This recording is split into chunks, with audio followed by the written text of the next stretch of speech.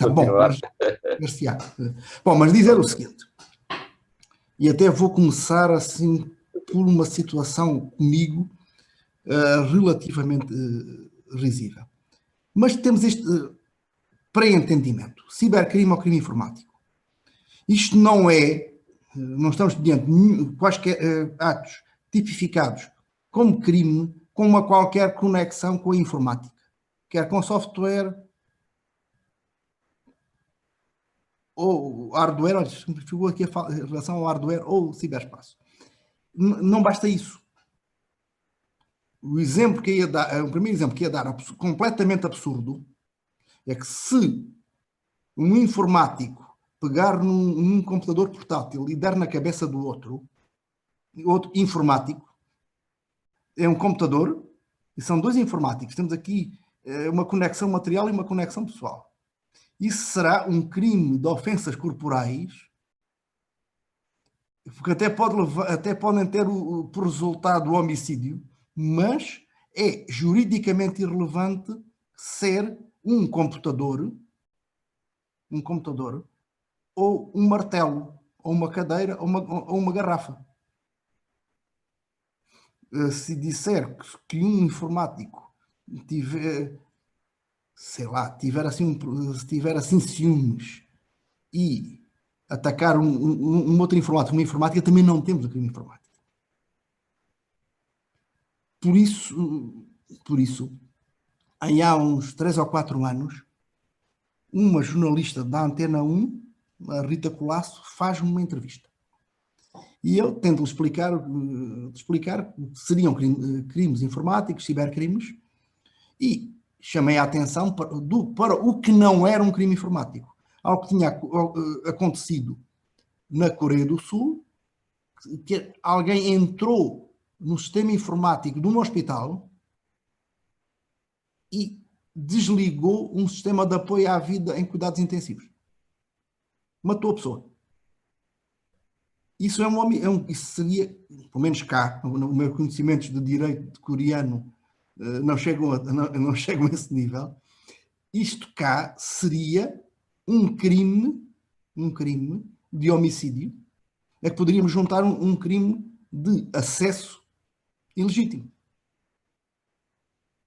Mas matar alguém através de um sistema informático é um homicídio, não é um crime informático.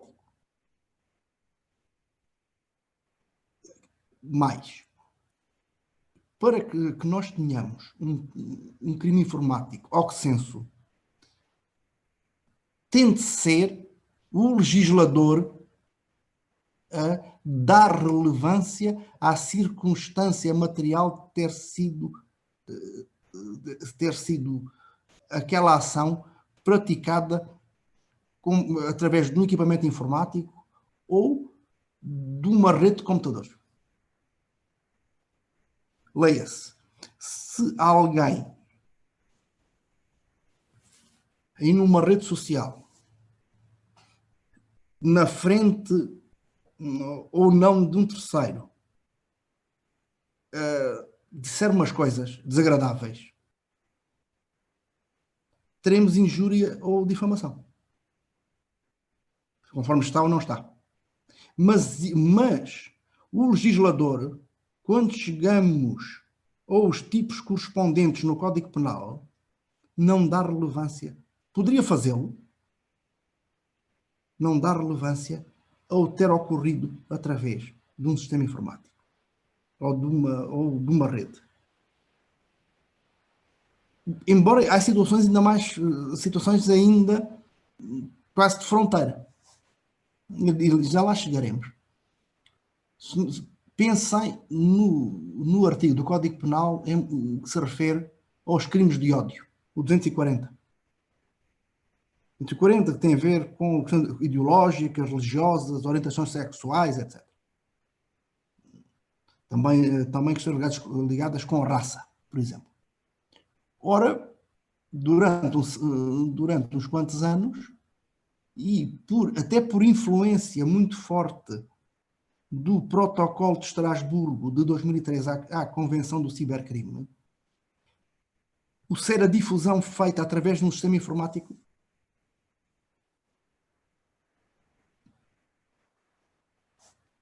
era constitutiva do tipo, do número 2 do 240. Na última alteração, última, porque tem havido tantas naquele 240, deixou de ser. E só com muito boa vontade é que temos que considerar que ainda está perante um crime informático. Dito de uma maneira, creio que simples, quem decide que estamos perante um crime informático, um cibercrime, é o legislador e não o intérprete. Em situações de injúria ou sobretudo de difamação, em vez de ser à mesa de um café, ser num grupo de Facebook com 10 mil pessoas, isso poderá depois ter relevância no que diz respeito à medida da pena. A ser avaliado o efeito por parte do julgador. Mas não no próprio tipo. Eu vejo o Dr. João Basílio assim com um ar assim em meditação, mas assim mesmo, ou seja, nós temos crimes informáticos quando o legislador atende a uma conexão material com a informática. O legislador. Depois nós, da mesma maneira, e continuando a arrumar ideias, indo até à referência mais relevante em termos internacionais, temos dois níveis. Temos os cibercrimes em sentido estrito, que são aqueles que não sequer seriam pensáveis fora do contexto da informática. Naquilo que a Convenção de Budapeste chama infrações contra a confidencialidade, integridade e disponibilidade de dados e sistemas informáticos. Estes são os crimes informáticos puros. Não são pensáveis fora. Depois, o que é que temos? Ou infrações relacionadas com computadores, ou ainda, de uma mais dubitativa, há algumas quantas infrações relacionadas com conteúdos. Conteúdos, hoje diríamos digitais, que sejam manipulados ou difundidos através de sistemas informáticos. Sempre sistemas informáticos. Quer dizer, nós teremos cibercrimes em sentido restrito, sentido próprio, e depois adicionalmente, cibercrimes em sentido amplo. Nós aqui hoje vamos ver ambos. Senão terminaríamos quase logo a seguir, embora estou a pensar até que já cheguei a estar aí umas 2 horas só tratando aí de um tipo. Mas isso era no outro contexto. Bom, fontes.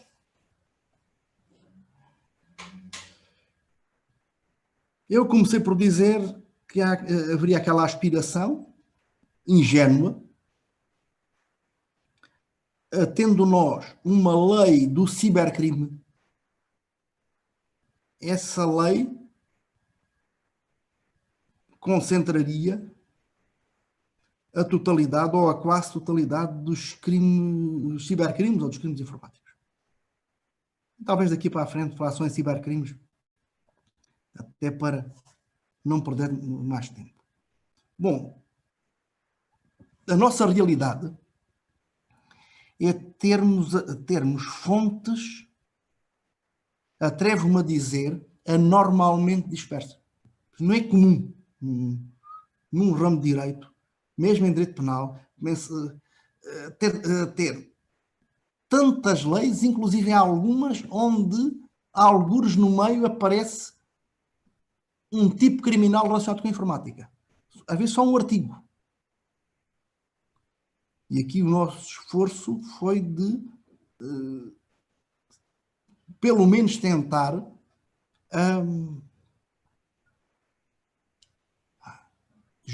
o esgotamento das fontes. Mas primeiro aspecto ainda.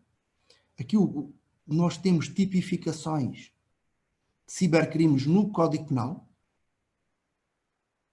que aliás já estavam antes da lei do cibercrime e que por lá ficaram.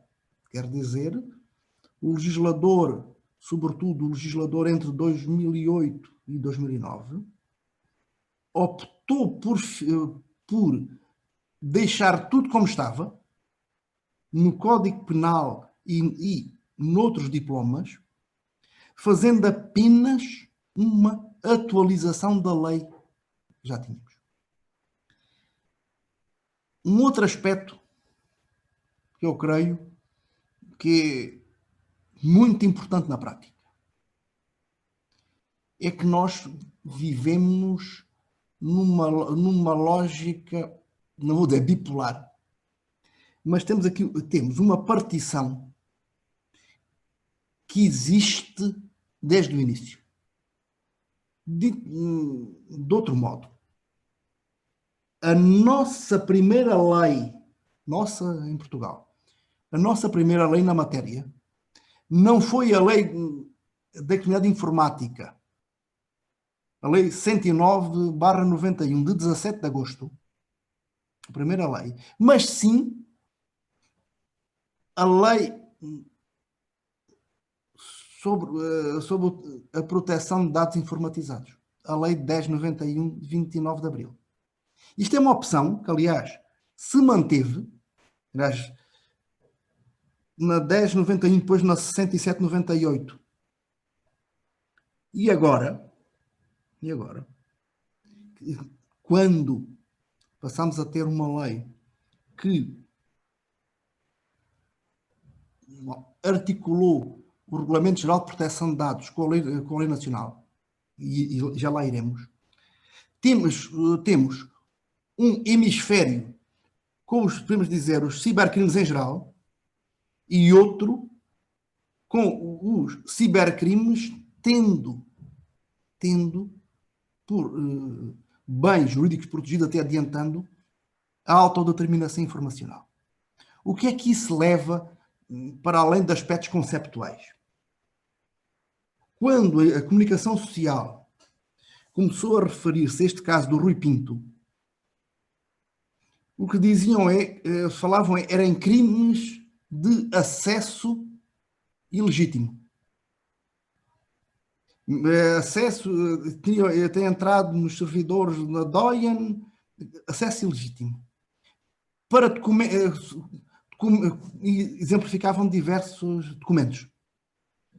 Pensei logo, isto não pode ser, porque se tratar de um sistema no qual existam dados pessoais, não sendo sequer necessário ter tido acesso a estes dados, até teria hipoteticamente tido, mas não foi contestado, acesso. O crime não é de acesso ilegítimo, é de acesso indevido. E assim, nós temos, em paralelo, e com semelhanças, crimes envolvendo dados pessoais e crimes não envolvendo dados pessoais. É bom que os colegas tenham isso muito presente.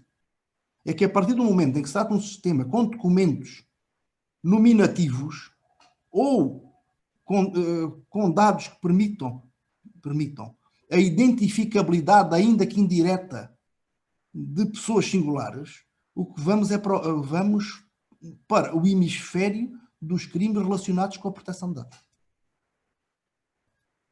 Poderia ter sido diferente? Claro que sim.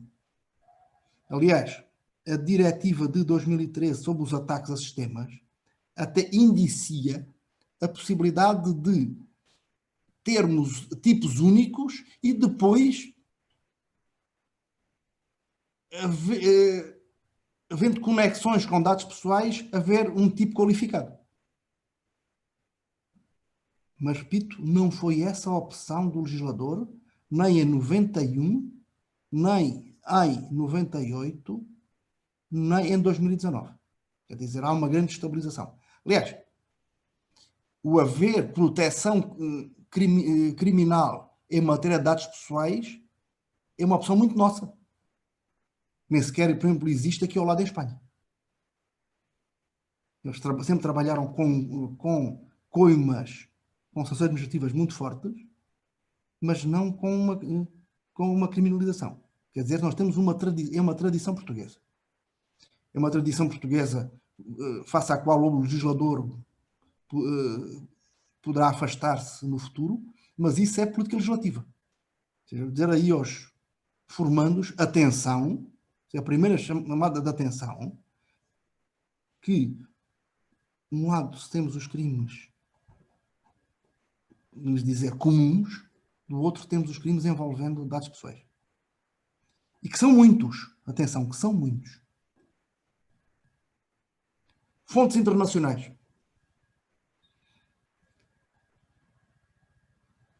Eu deixei-vos para poderem assistir, tendo tempo, um vídeo com uma aula minha recente, um vídeo de umas 2 horas, para um mestrado em Direito e Informática da Universidade do Minho, sobre fontes internacionais e europeias do cibercrime, que é uma matéria que eu tenho lecionado nesse mestrado desde 2012.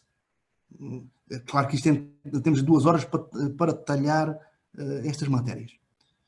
O que é que temos? Fontes internacionais que são europeias, embora a Convenção do Conselho da Europa sobre o Cibercrime, a Convenção de Budapeste, seja uma convenção efetivamente internacional. Isto é, não houve condições políticas ou geopolíticas para que uma tal iniciativa ocorresse no plano das Nações Unidas. A solução possível, até porque já havia um trabalho importante feito pela OCDE, foi ir para o Conselho da Europa. Para os colegas mais distraídos, o Conselho da Europa não tem que ver com a União Europeia. A União Europeia é uma organização internacional que existe desde 1949, corresponde à arquitetura pensada para a Europa do pós-guerra, imediatamente antes, no Congresso de Amsterdão, e tem por objeto cooperação política e cultural.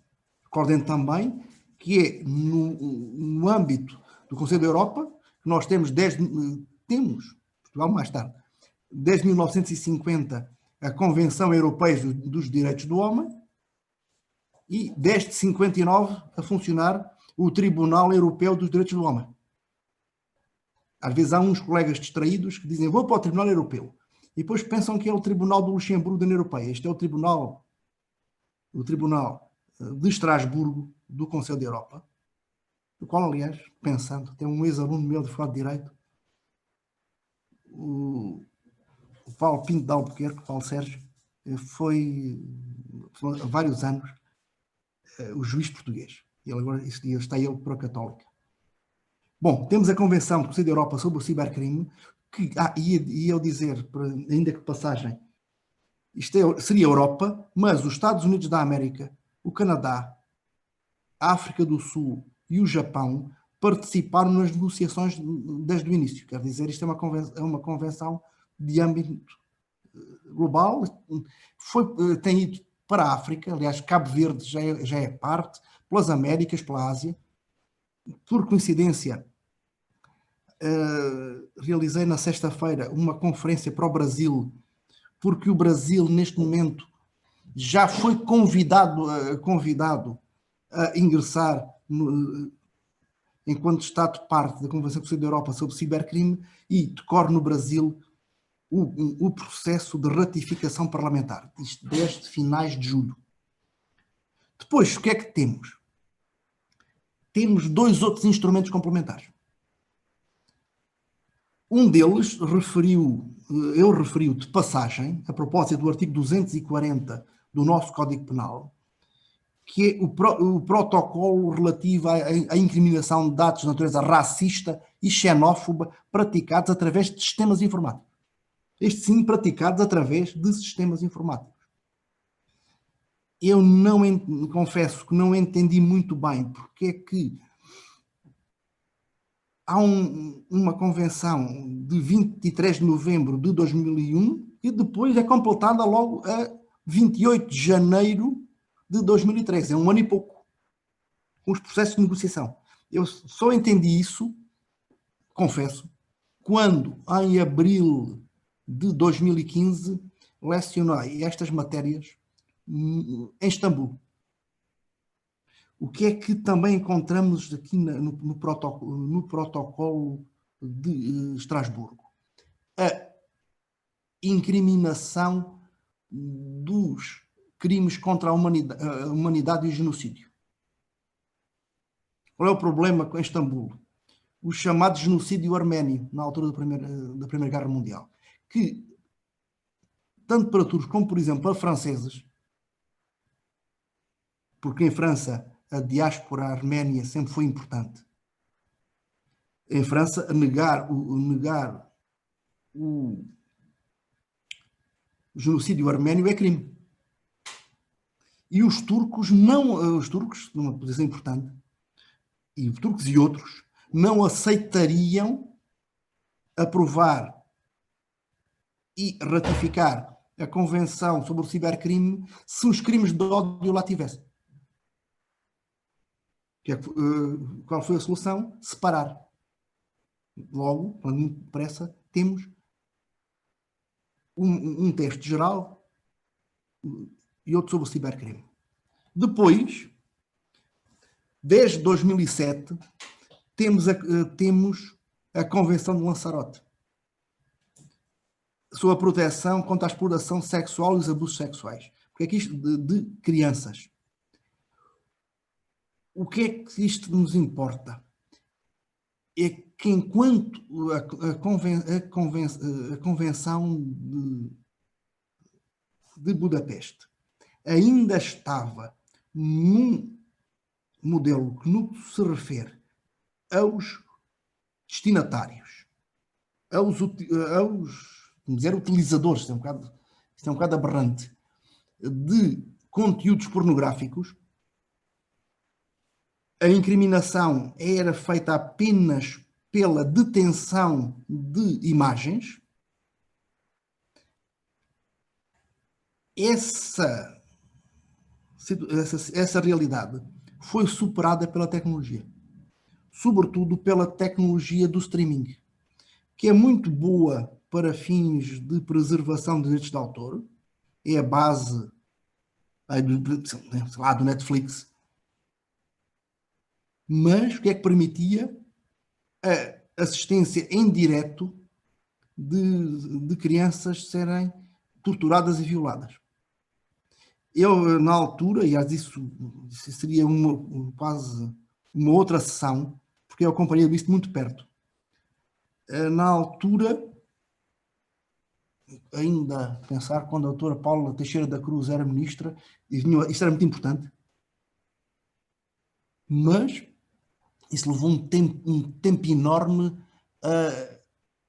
E esta convenção, depois uma diretiva da União Europeia, uma diretiva de 2011, que se vê aqui meter no meio.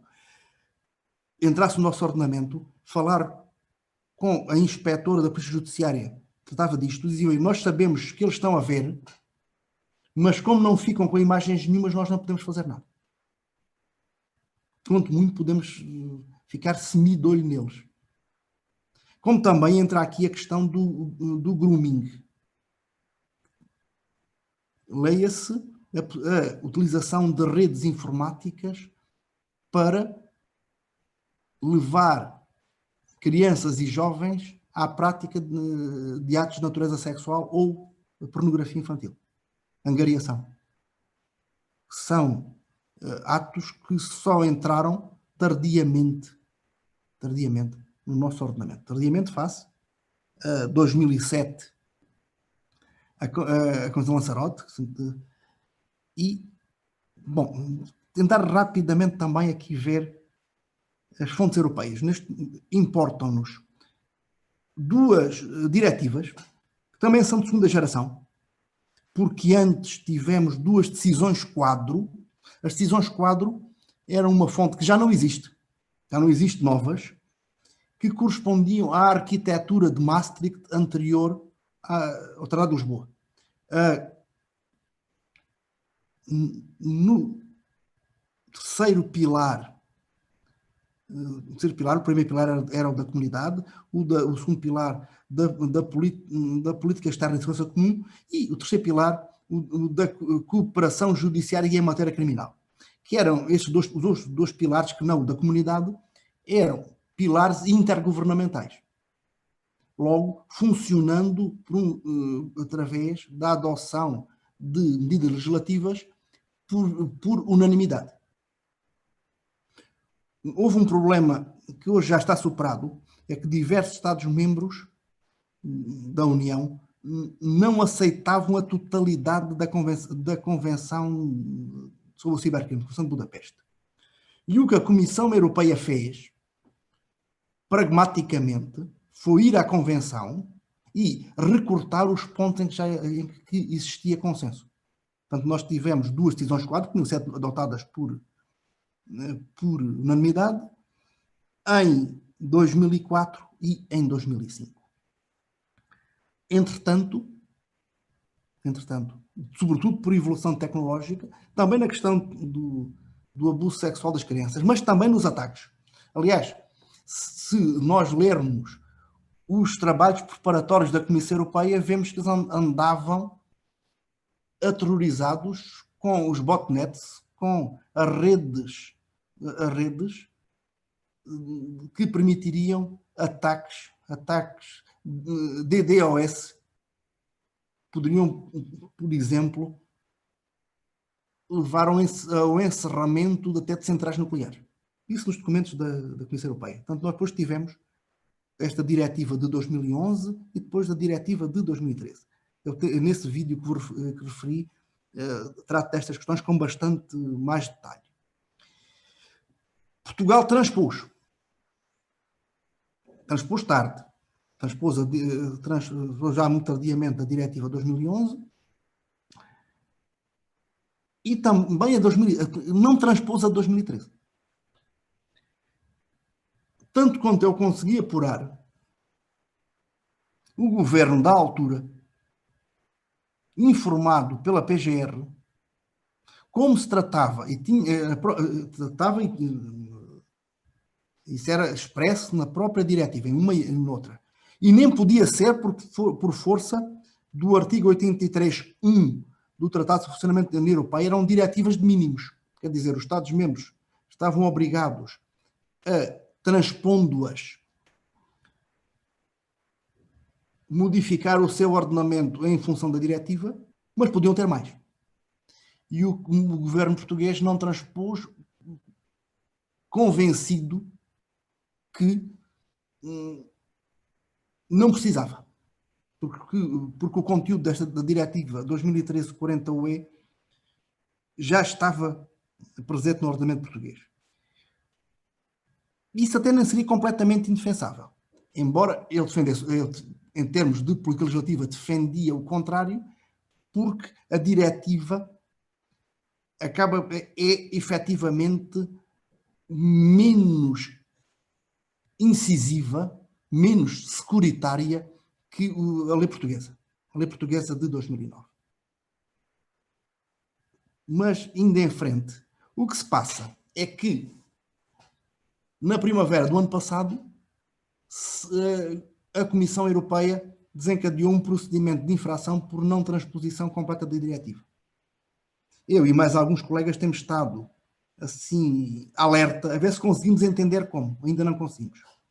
Para perceber qual é o fundamento do processo de infração. Embora o atual governo possa sempre defender-se, dizendo, não, isso foi do governo anterior. Foi do governo do Passos, por isso eles eram... isso não é connosco e nós vamos fazer aquilo que vocês disserem.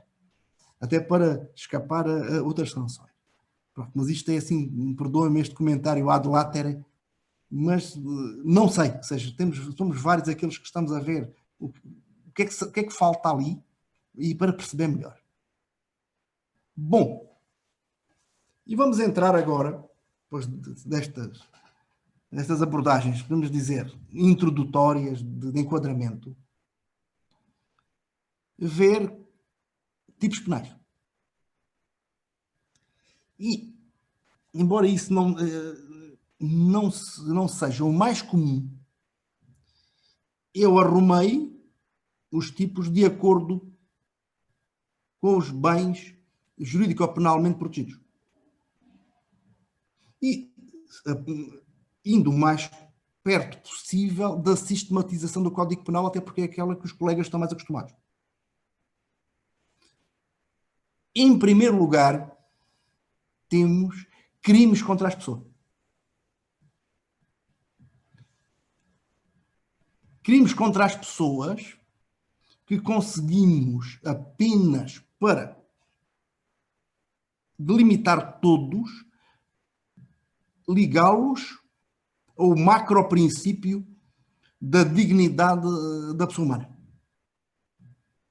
Que está no artigo 1º da Constituição da República, mas também está no artigo 1º da Declaração Universal dos Direitos do Homem e no artigo 1º da Carta dos Direitos Fundamentais da União Europeia.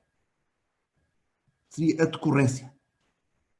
Aliás, se pensarmos o que o Tribunal Constitucional Alemão já conseguiu retirar do conceito de dignidade da pessoa humana, bem,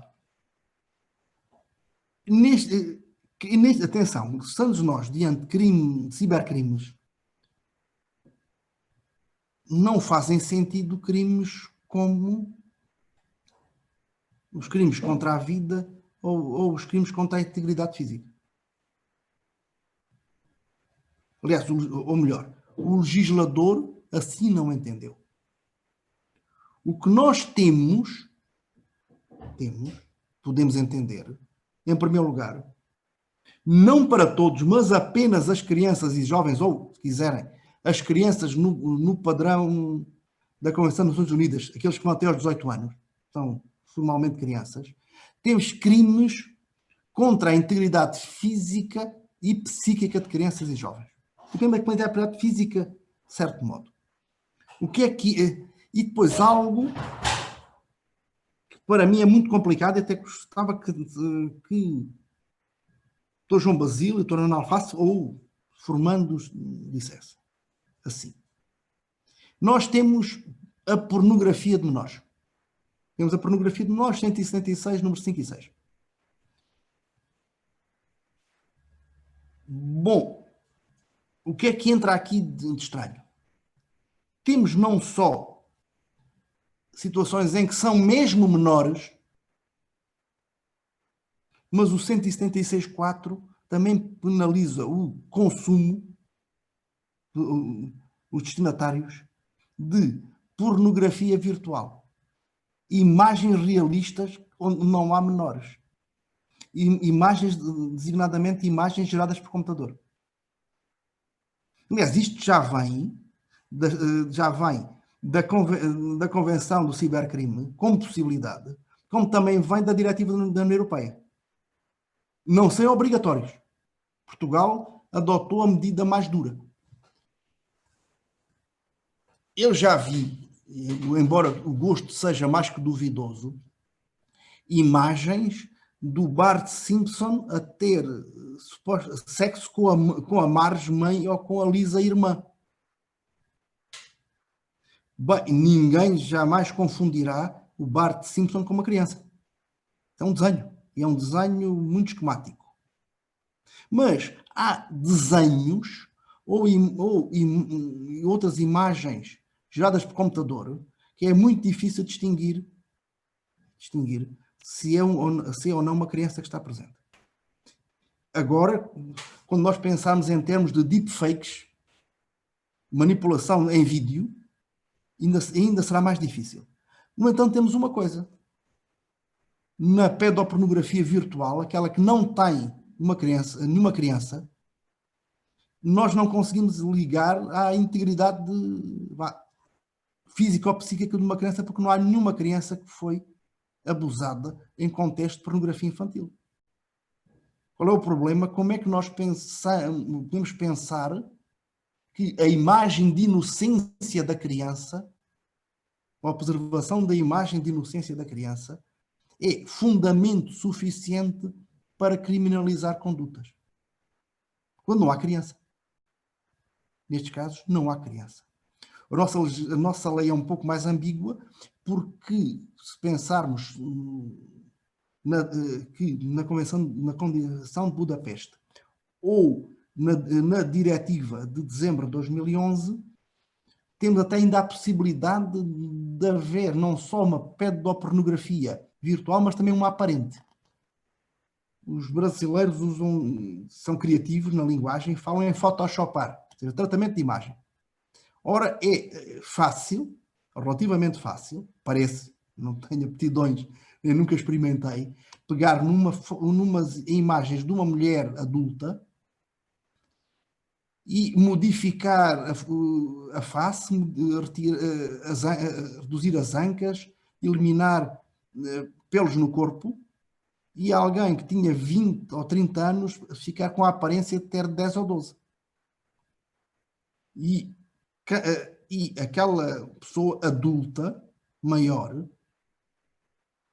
no exercício da sua liberdade, consentiu ser fotografada ou filmada em contextos sexuais. Bom, temos, para além destas questões de pornografia de menores, novo, no artigo 176A do Código Penal. Aliciamento de menores para fins sexuais. É o tal grooming. O que é que temos aqui? A criminalização do que antes seriam atos preparatórios. Ora, sendo atos preparatórios, não haveria tentativa. Não havendo tentativa, não há, mas sequer início de tentativa, não há crime. É por definição. O que é que seriam atos preparatórios? Não é um fulano ter umas conversas parvas com um miúdo ou uma miúda. E estamos para lá do crime. Embora eu tenha uma filha agora com 19 anos, está um par de anos atrás. Desculpem a linguagem, um marmanjo andasse numa rede social a dizer umas coisas à minha filha, eu acho que entraria em processo de autotutela familiar. Pelo menos sabendo eu quem era, de um par de estalos não se livrava e depois queixasse de ofensas corporais. O Dr. João sorri, não sei se tem alguma filha.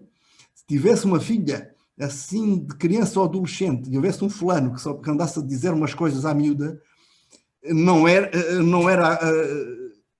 a lei penal que o ia dissuadir de dar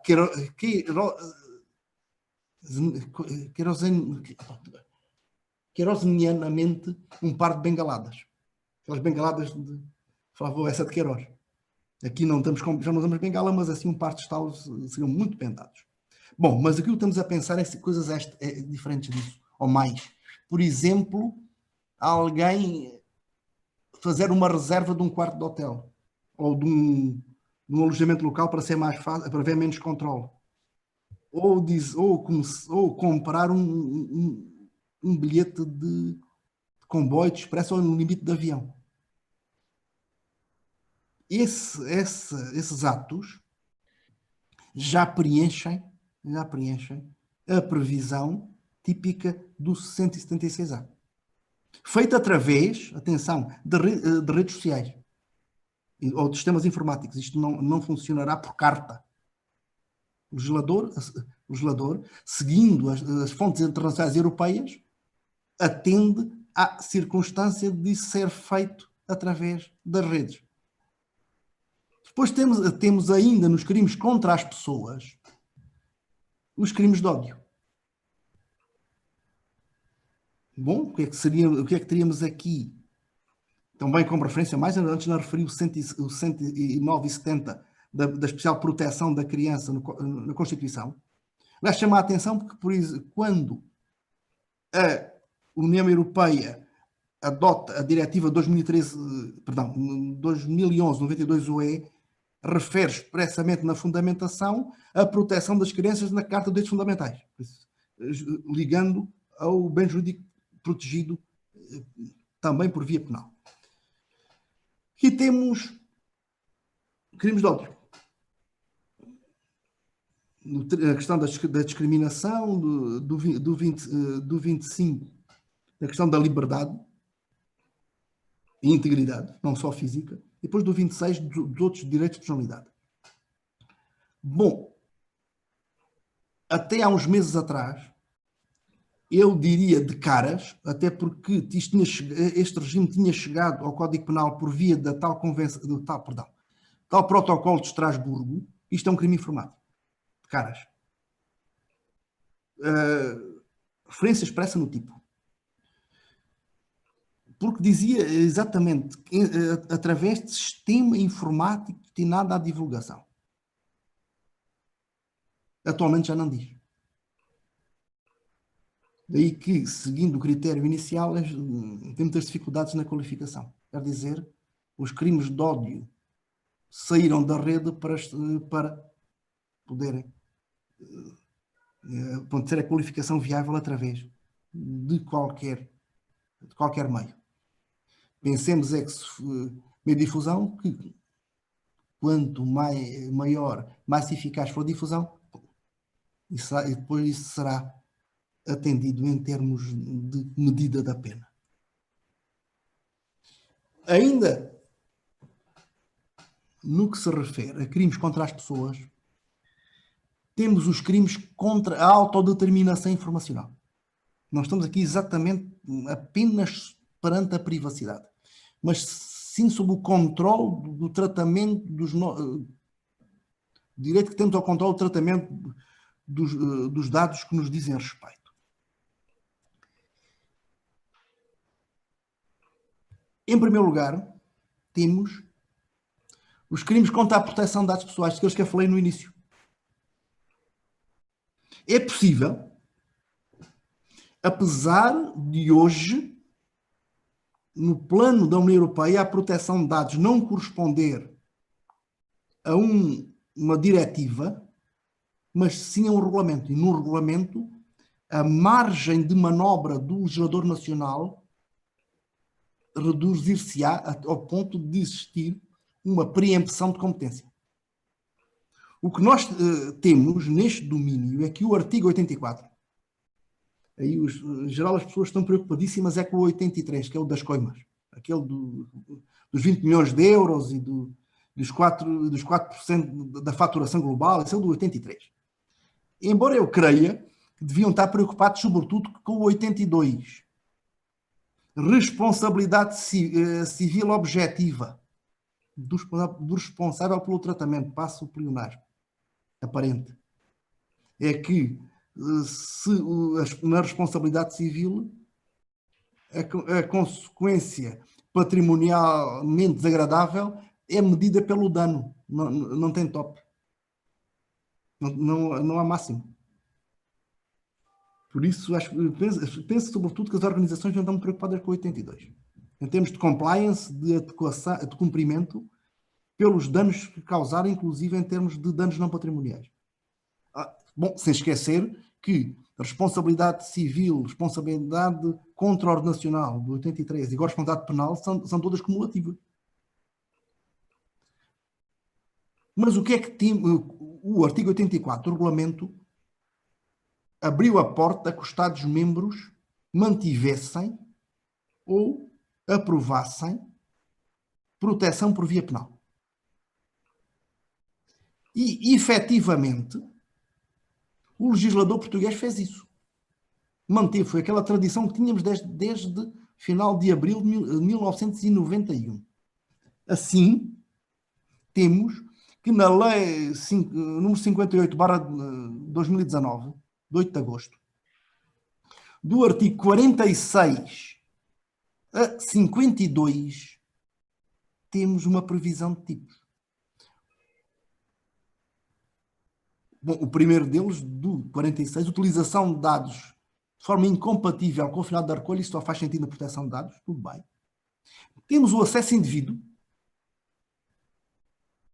relativamente semelhante, não é a mesma coisa. Aliás, nisso discordo muito do meu amigo Pedro Verdalho. Não há, nem o bem jurídico protegido é o mesmo.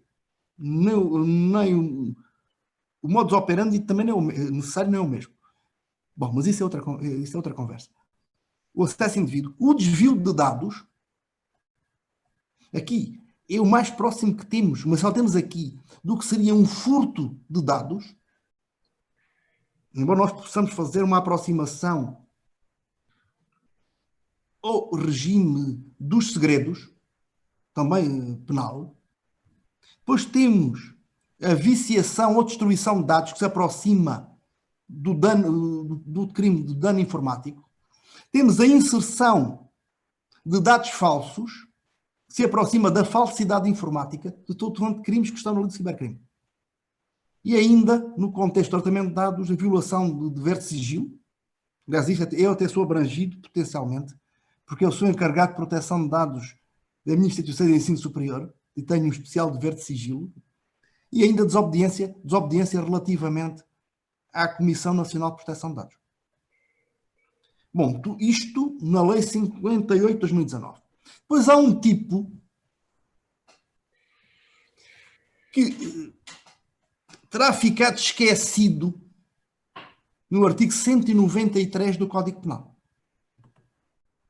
que é a devassa por meio da informática, que surge na sequência da devassa da vida privada. A devassa por meio da informática corresponde a obter informações de terceiros através de tratamentos de dados. Mas de informações daquelas que inicialmente a Constituição da República, no artigo 35, daqueles de dados que nunca poderiam ser tratados e que hoje correspondem às chamadas categorias, algumas das chamadas categorias especiais de dados do artigo 9, que são mais conhecidas como dados sensíveis. Isto é, temos um crime em matéria de proteção de dados que ficou fora do elenco e podemos dizer mas que não é incompatível com outros. Houve quem defendesse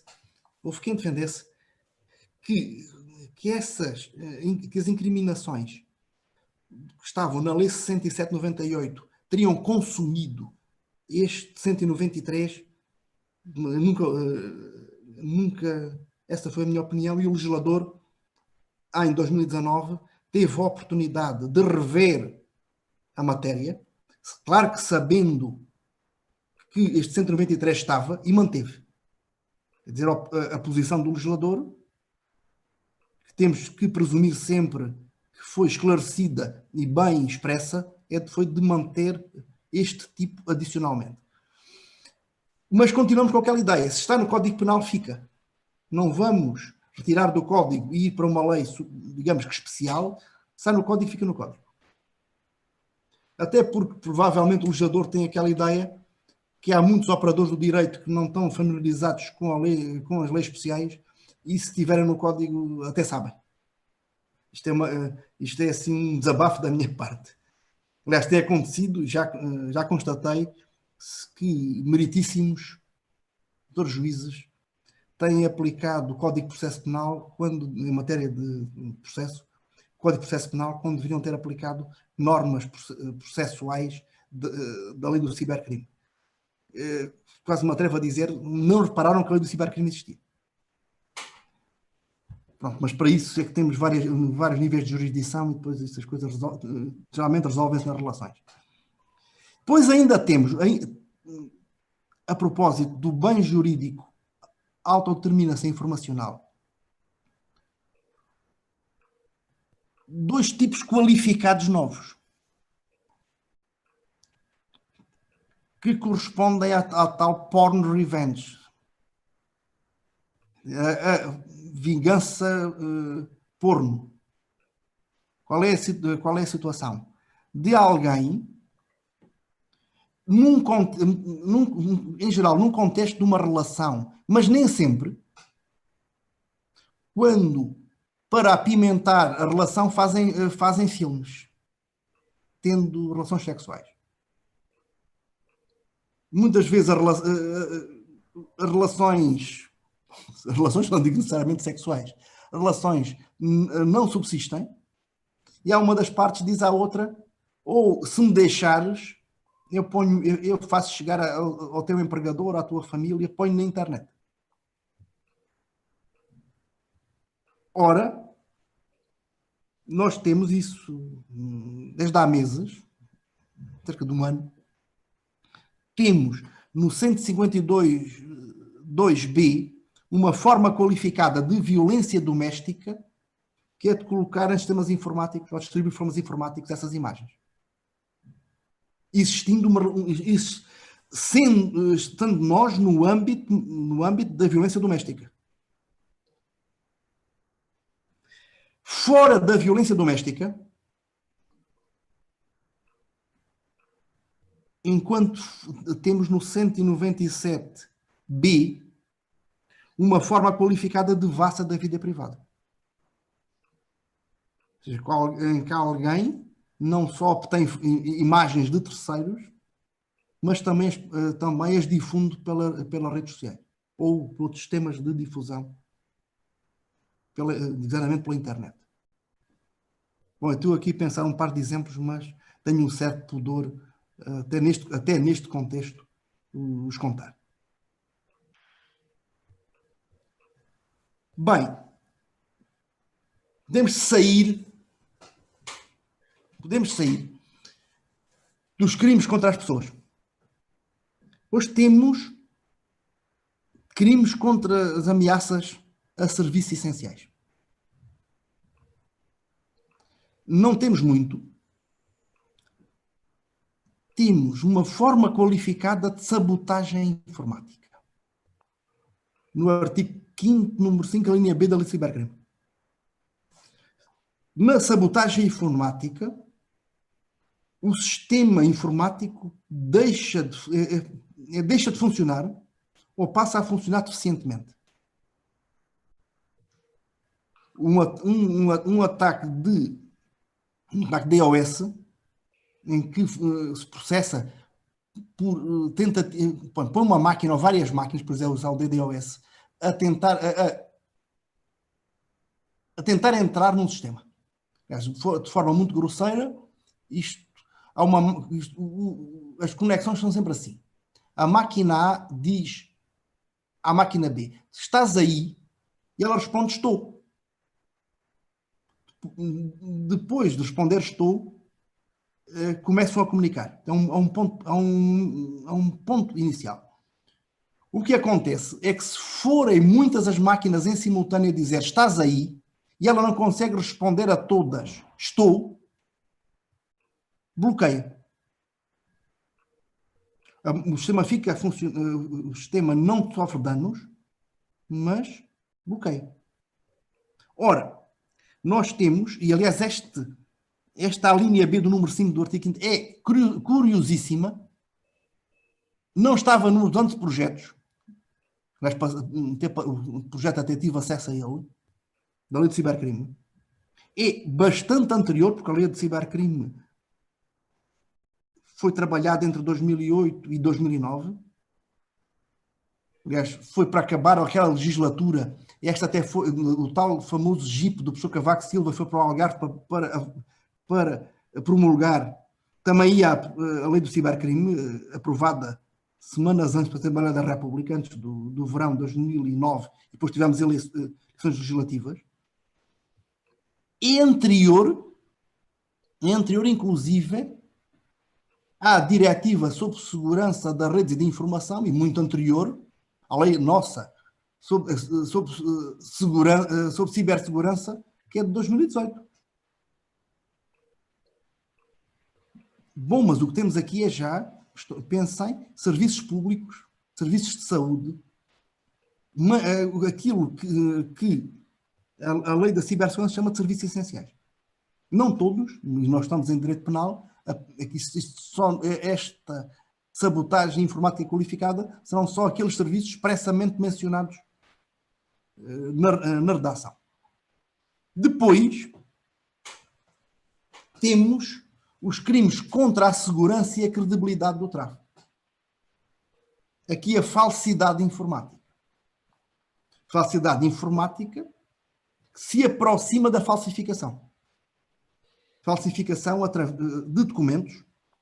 Pois há alguns pontos difíceis. Pensar que aqui entra, neste artigo 3º da cibercrime, por exemplo, os cartões de acesso a sistemas de televisão por cabo, aí desportivos, depois ter acesso a canais extras e haver clonagem desses cartões, isto entra aqui. Embora os cartões de crédito tenham ficado no Código Penal. Mas aqui o legislador foi assim complicado. Mas, no modo como foi propositadamente redigido o crime de falsidade informática, e nesse ponto estou de acordo com o Pedro Verdelho, ou melhor, estamos ambos de acordo, a própria produção de fake news encaixa perfeitamente. Não encaixa a reprodução, distribuição, mas a produção cabe lá perfeitamente. Aliás, convido-vos a ler o artigo 3º, número 1, terem à mão, o 3º da Lei de Cibercrime. Depois disso, temos aqueles crimes informáticos em sentido restrito. Crimes contra a disponibilidade de sistemas informáticos. Aqui, o bem jurídico protegido é o controle exclusivo das organizações, tanto públicas ou privadas. Isto, nas privadas, será designadamente a base do artigo 61.1 da Constituição, a iniciativa económica privada, e depois nas públicas, toca à administração pública, a estruturação, base da estruturação da administração do 266 e 267. E aqui o que é que temos? Antes de mais, crimes contra os sistemas informáticos. Sabotagem informática. Alguém pôr um sistema do trem a não funcionar ou funcionar mal. Não é só aqueles ataques da DOS, pode ser, por exemplo, um worm, um verme, entra que empastela o sistema. O desempenho reduz sensivelmente. O acesso ilegítimo, o entrar ou sequer tentar entrar, porque é uma coisa que a mim faz muita confusão, aliás, como é que isso depois consegue até identificar como é que se consegue, quando é que começa a tentativa de acesso ilegítimo. Bom, mas entrar num sistema ou numa parte do sistema face ao qual não se tem autorização. Digo parte do sistema porque pode, por exemplo, alguém ter acesso a um sistema, mas não a determinadas áreas ou determinadas pastas dentro do sistema. E nem sequer o tipo exige qualquer forma de segurança por dispositivo. Podem ser só medidas de segurança, dizer assim, aqui não mexe. Isso é. E ainda a interseção ilegítima. A interseção ilegítima temos quando, de novo, sem autorização, se consegue captar informação à entrada ou à saída do sistema ou dentro do sistema.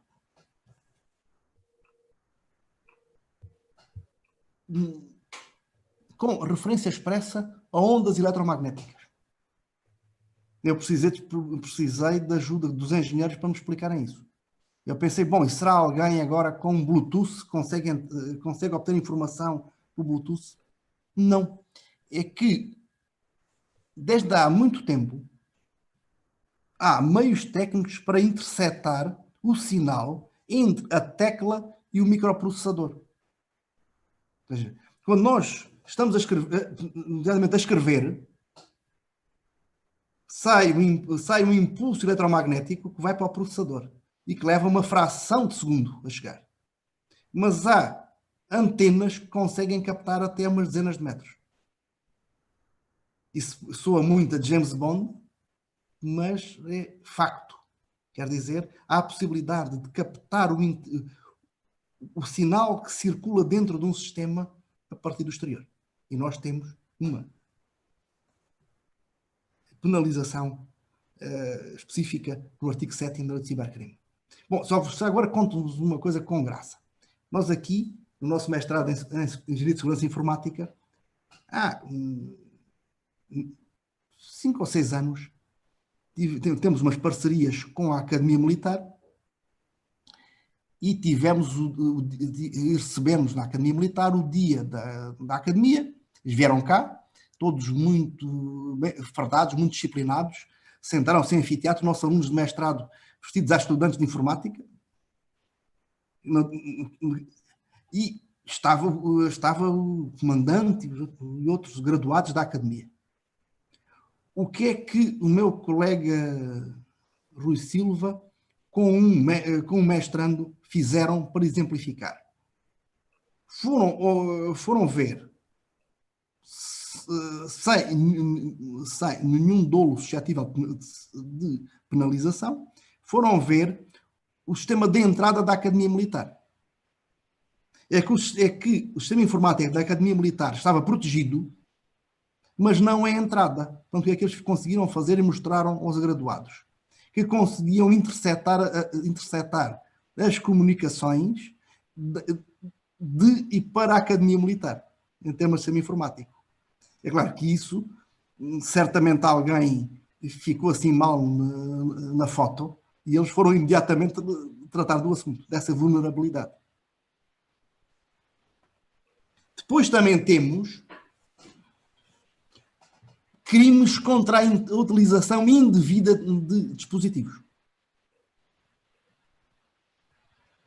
que vai penalizar autonomamente. Estas previsões também já vêm de Budapeste, que seriam produzir, vender, distribuir ou por qualquer modo disseminar ou introduzir num ou mais sistemas informáticos. O que é que temos aqui? Como os colegas bem sabem, alguém comprar uma faca, não um punhal, uma coisa assim mais, ou uma espada, não é crime. Só começará a haver crime quando alguém andar com a espada atrás da sogra. Salvo seja. Sim, mas ter uma espada, não é. Mas, se tratar de hardware ou de software suscetível de ser usado para a prática daqueles crimes que acabámos de ver. Aliás, isto tem a ver só com o 5, o 6 e o 7. Isso já temos uma criminalização autónoma. Aqui também entra, por exemplo, que alguém consiga obter logs e passwords, não os use, mas passe-os a terceiros. E pensem que nem sequer haveria não é preciso demonstrar sequer a comparticipação. Um diz, bom, eu não sei o que é que o terceiro vai fazer com isso. Olha, eu tinha aqui uma picareta, eu vendi-lhe a picareta, ou emprestei-lhe a picareta, jamais me passou pela cabeça que ele usasse a picareta para ir dar na cabeça do vizinho. Ou de uma enxada, daqueles crimes em contexto rural, por causa das águas e das tremas. Bom, quem vendeu uma picareta ou quem vendeu um machado não é responsável pelo uso. Aqui o legislador não é responsável pelo uso, a não ser que esteja mancomunado com o outro, não é? E isso seja demonstrável. Mas aqui temos uma criminalização autónoma. Depois temos, e vamos nos aproximando do fim, crimes contra o património. Começando pelas pessoas, vamos a chegar ao património. Nomeadamente, o que temos aqui é crimes contra a propriedade em sentido amplo. Constituição, sim, artigo 62, mas também o 42. O 42 é aquele que protege a propriedade intelectual. Explicitamente. Em primeiro lugar, temos crimes contra o património em geral. Danos, temos um crime de dano na lei do cibercrime, no artigo 4, dano relativo a programas ou outros dados informáticos, ou seja, a dados, ou seja, destruir no todo ou em parte, irreversivelmente, porque pensem, se a destruição não for irreversível, nós temos um funcionamento deficiente temporário do sistema e vamos para a sabotagem. Temos aqui o dano articular. Depois temos um tipo que, a meu ver, é o mais interessante de todos, que é a burla informática. É que se estes crimes, por exemplo, o dano, os crimes de dispositivos, a sabotagem, o acesso, o legislador pô-los todos, tinha posto primeiro na lei de informática de 1991 e depois na lei do cibercrime. Agora, a burla entrou para o Código Penal, a burla informática. Isto é o 221, 221.2 é a burla nas telecomunicações. Mas, se olharmos com atenção, quer a redação da Convenção do Cibercrime, quer o Código Penal, apesar da inserção sistemática e da epígrafe, nós não temos aqui burla coisa nenhuma. Ou seja, temos alguém que pretende obter uma vantagem patrimonial para si ou para terceiro, em detrimento de outrem, mas não há engano. E burla sem engano facilita, para muito chã. Burla sem vigarice é impensável. O que nós temos, e eu só me apercebi disso quando dediquei um certo tempo, muito tempo, ao estudo do ransomware, pensando designadamente que as fontes internacionais não penalizavam a extorsão em contexto informático. Eu também vos deixei aí um vídeo meu sobre isso, talvez 1 hora a falar sobre isso. A certa altura bateu-me e até mandei para um colega, o Pedro, na altura na Universidade do Minho, agora está na Católica do Porto. Digo-lhe assim: Pedro, o que é que achas que isto não encaixa? Ele diz-me assim: encaixa, mas isso é o quê? É a chamada burla informática. Ou seja, sob o nome de burla informática, estão todos os crimes contra o património que não tenha uma incriminação autónoma. Este é um tipo mais aberto. Hoje, já escrevi, até publiquei, não posso voltar para trás,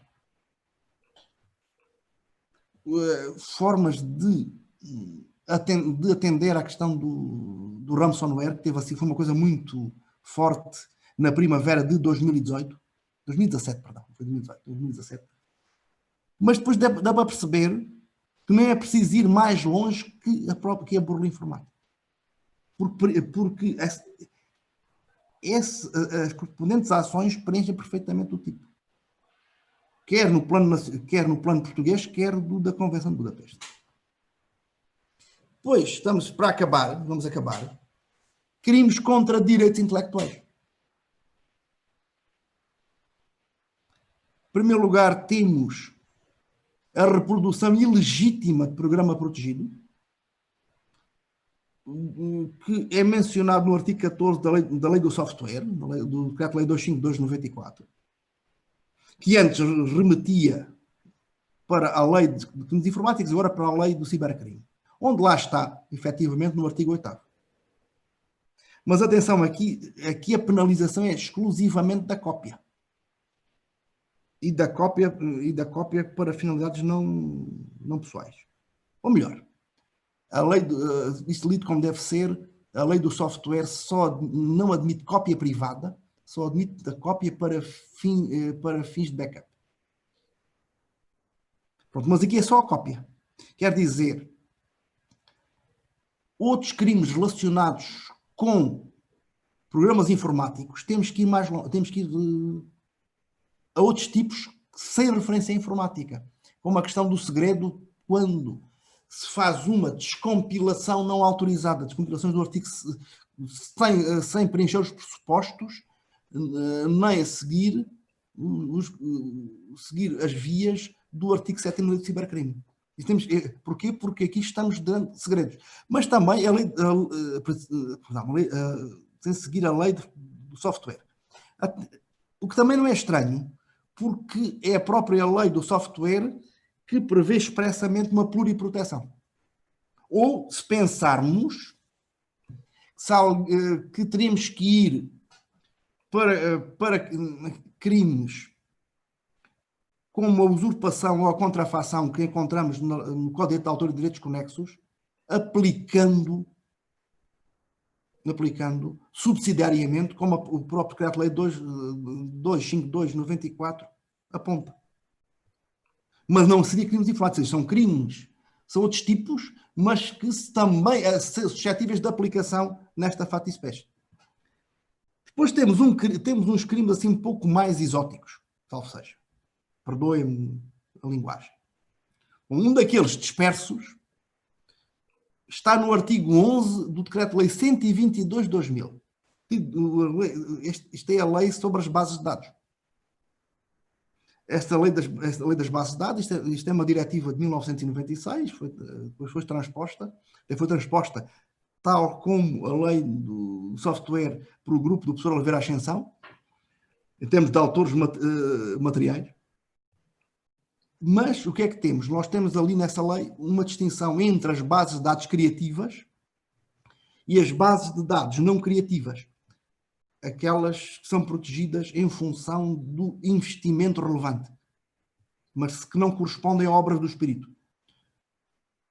Bom, isso é uma partição que também já vem da diretiva, obviamente. Embora cá os legisladores chamem direito especial do fabricante, através de uma paráfrase da diretiva, enquanto que a diretiva usava uma terminologia de fugir que era direito sui generis. Sui generis quer dizer nada, obviamente. Ora, a reprodução, divulgação ou comunicação ilegítima de bases de dados protegidas, mas de bases de dados criativas protegidas, não de qualquer uma, preenche o tipo do artigo 11. Uma base de dados de farmácias ou umas páginas amarelas, uma outra base de dados, tem uma dimensão criativa, não se encaixa aqui. Depois temos os DRM, ou seja, mecanismos ou medidas eficazes tecnológico que impedem a cópia ou permitem a identificação das cópias. Isto entrou no Código de Direito de Autor e Direitos Conexos, na sequência da lei de 2004, que transpôs a diretiva de 2001 sobre direitos de autoridade de informação. Bem, isto também estaria assim muito tempo, acho que tinha aí alguns também uns vídeos só sobre isto, até porque os mecanismos que estavam são ineficazes. Aliás, porque há aqui uma contradição quase insalvável com o direito de cópia privada, e isto ficou com um sistema em que cada um, se quisesse fazer cópia, tinha que ir à IGAC e pedir à IGAC um código para poder fazer uma cópia.